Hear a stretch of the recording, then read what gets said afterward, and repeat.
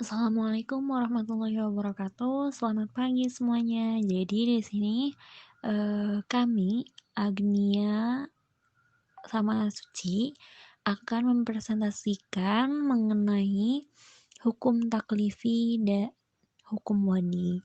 Eh, Langsung saja. Yang pertama, pengertian hukum taklifi. Hukum taklifi ialah sesuatu yang menuntut suatu pekerjaan dari mukallaf atau menuntut untuk berbuat atau memberikan pilihan kepadanya antara melakukan dan meninggalkannya. Contoh hukum yang menghendaki dilakukannya perbuatan oleh mukallaf terdapat dalam surat At-Taubah ayat 103. Ambillah zakat dari sebagian harta mereka. Bentuk-bentuk hukum taklifi menurut jumhur ulama ada 5. Yang pertama al-ijab, yaitu kewajiban. Yang kedua an-nadb, yaitu kesunahan. Yang keempat al-ibadah. Yang ketiga al-ibadah. Yang keempat al-karohah. Yang kelima at-tahrim. Al-ijab atau kewajiban ialah tuntutan syar'i yang bersifat untuk melaksanakan sesuatu dan tidak boleh tinggalkan. Orang yang meninggalkannya dikenai sanksi. Misalnya surat An-Nur ayat 56 yang artinya dan dirikanlah sholat dan tunaikan zakat. Yang kedua an-nadb atau kesunahan ialah tuntutan untuk melaksanakan sesuatu perbuatan yang tidak bersifat memaksa melainkan anjuran sehingga seseorang tidak dilarang meninggalkannya. Misalnya dalam surat Al-Baqarah ayat 282 yang artinya, hai orang-orang yang beriman, apabila kamu bermuamalah tidak secara tunai untuk waktu yang ditentukan, hendaklah kamu menuliskannya. Yang ketiga, al-ibadah ialah kitab Allah yang bersifat fakultatif, mengandung pilihan antara berbuat atau tidak berbuat, atau tidak berbuat secara sama. Akibat adai kitabnya Allah ini disebut juga dengan ibadah, dan perbuatan yang boleh dipilih itu disebut mubah.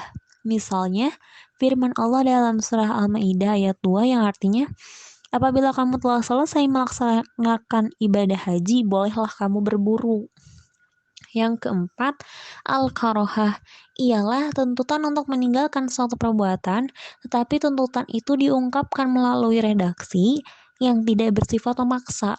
Dan seseorang yang mengerjakan perbuatan yang dituntut untuk ditinggalkan itu tidak dikenai hukuman. Akibat dari tuntutan ini disebut juga karena misalnya hadis Nabi Muhammad SAW yang artinya perbuatan halal yang paling dibenci Allah ialah talak.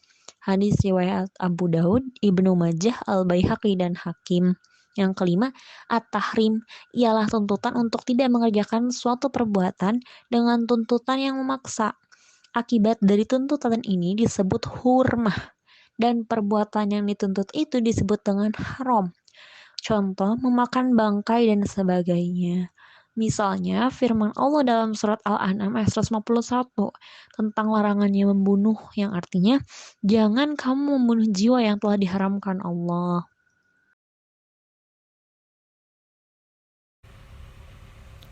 Pengertian hukum wadi.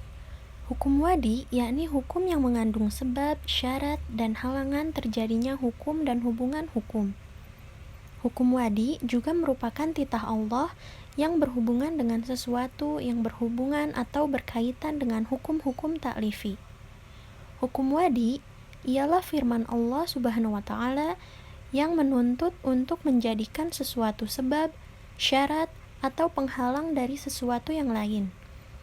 Sebab ialah sesuatu yang tampak yang dijadikan tanda adanya hukum.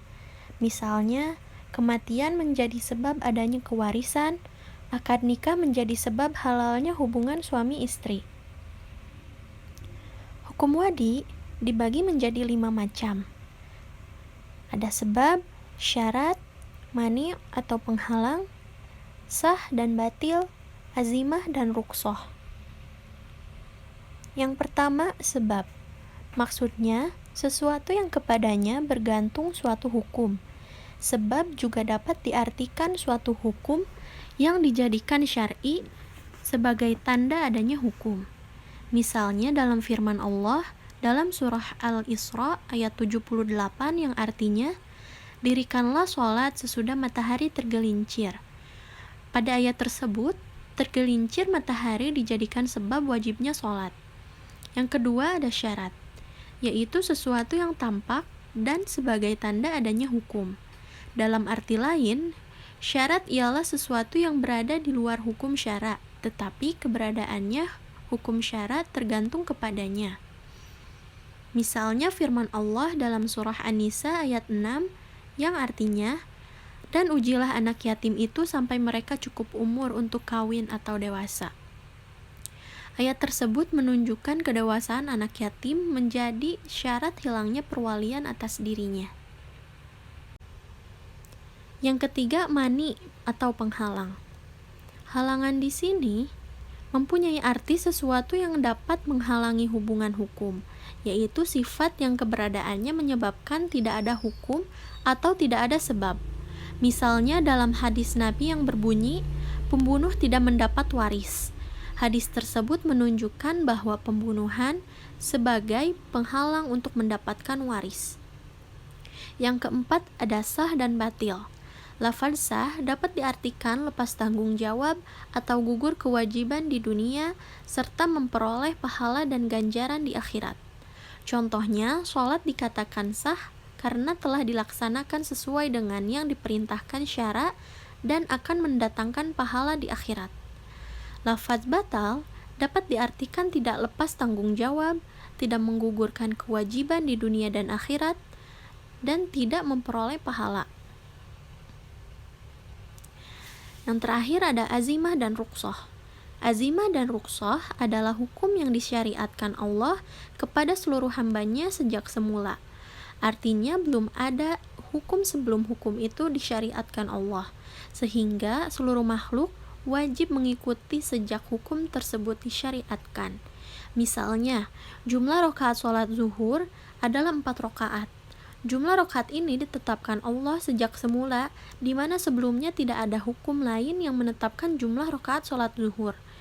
Hukum tentang rakaat sholat zuhur itu adalah 4 rakaat, disebut dengan azimah. Apabila ada dalil lain yang menunjukkan bahwa orang-orang tertentu boleh mengerjakan sholat zuhur 2 rakaat seperti orang musafir, maka hukum itu disebut rukhsah.